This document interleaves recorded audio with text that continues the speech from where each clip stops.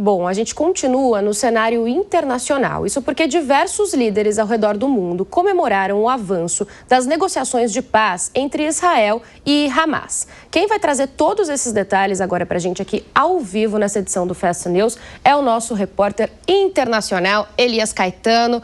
Oi, Elias, estou vendo que ele está ali com um sorrisão já no rosto para falar com a gente. Estava esperando a sua participação por aqui hoje. Boa tarde. Elias é o comentarista, eu sou o Eliseu, mas tá tudo ali na Bíblia, tá todo mundo do lado do outro, tá tudo certo, viu? Muito boa tarde para você e para todo mundo que acompanha o Fast News na tarde desse domingo aqui na programação da Jovem Pan.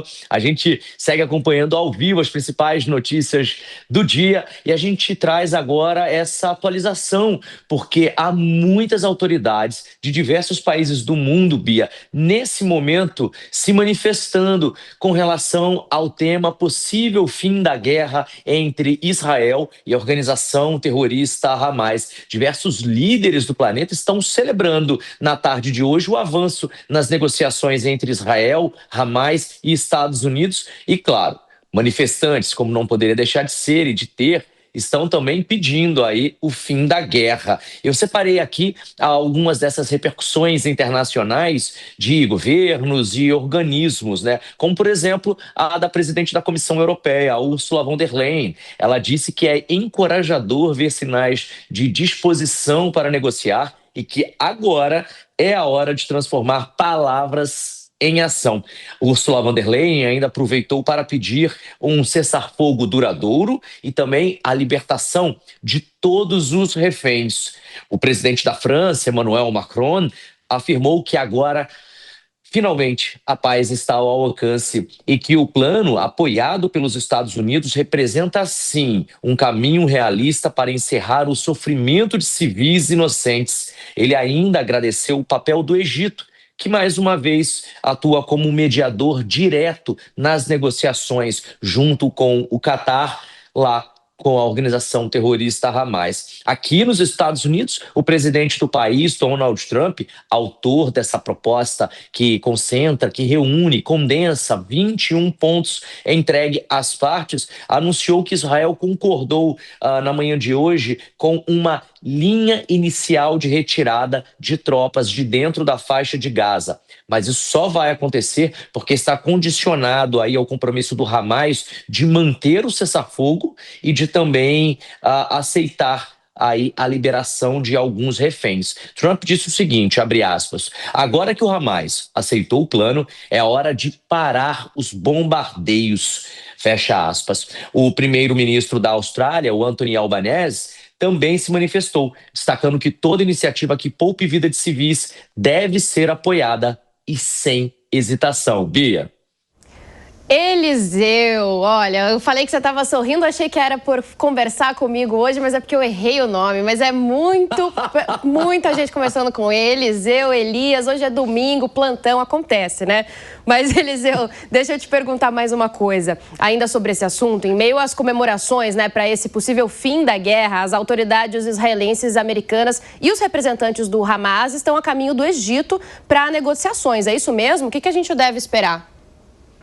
Exatamente, Bia. Olha, é domingo, fica tranquila. Bruna Milan, nossa editora-chefe, fica louquinha comigo aqui no ponto, viu? Só Deus e eu sabemos como funciona essa brincadeira. Mas vamos a essa notícia que também repercute bastante, não apenas aqui nos Estados Unidos, mas em todos os países do mundo, porque autoridades israelenses, americanas e do Hamas estão viajando ao Egito para negociar esse cessar-fogo que a gente estava falando aqui ainda há pouco. Depois desses gestos considerados aí simbólicos de esperança em nível internacional, é assim que a imprensa americana está tratando esse possível acordo de paz entre Israel e a organização terrorista Hamas, assim que os analistas políticos também daqui dos Estados Unidos estão tratando esse tema. Essas autoridades e os representantes da organização terrorista Hamas estão indo para o Egito e nessa semana, a partir de amanhã, segunda-feira, devem se reunir para discutir os termos desse plano de paz que possa, por fim, a guerra lá em Gaza.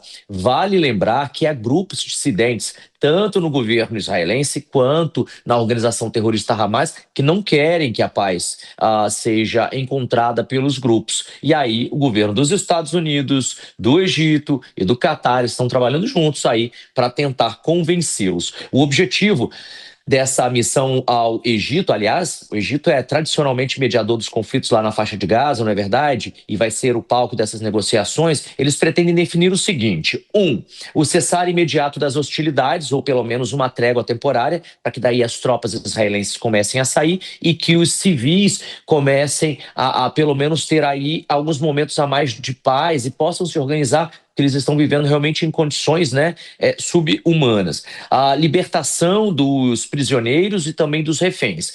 Prisioneiros, a gente se refere a prisioneiros palestinos que estão presos lá em Israel, e reféns são os reféns israelenses que seguem sendo mantidos em cativeiro pela organização terrorista Hamas desde do ataque e invasão lá em outubro de 2023. Estima-se que 48 reféns ainda estejam sob o domínio do Hamas. Desses, 20, infelizmente, estima-se também, estariam mortos.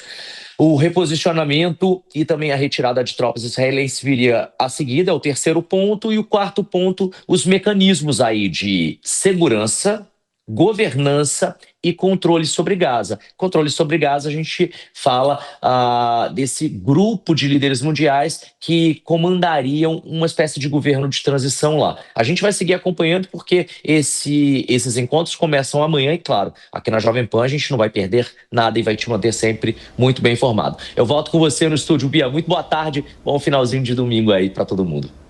Para nós, Eliseu, sempre bom falar com você e contamos com você, claro, para a gente ficar sempre bem informado sobre todos os assuntos aí, então, dos Estados Unidos. Até mais tarde. Vou aproveitar ainda sobre esse assunto do Eliseu e chamar o nosso comentarista de volta, Elias Tavares, cientista político, para falar sobre esse assunto. Elias, como é que você está vendo o andamento dessas negociações e dessa tentativa de paz?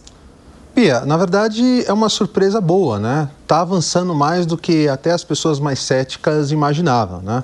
E é bem curioso assim que o mundo está acompanhando esse movimento, se manifestando de acordo com os seus posicionamentos, o que é também importante, mas a gente entra numa semana muito importante. Aí agora um ponto que eu acho mais curioso nisso tudo é que na época da eleição do Donald Trump, ele mencionou que ele ganharia o Prêmio Nobel da Paz, né? E ali foi visto como uma certa brincadeira naquele momento, algumas pessoas até tiraram sarro disso, né?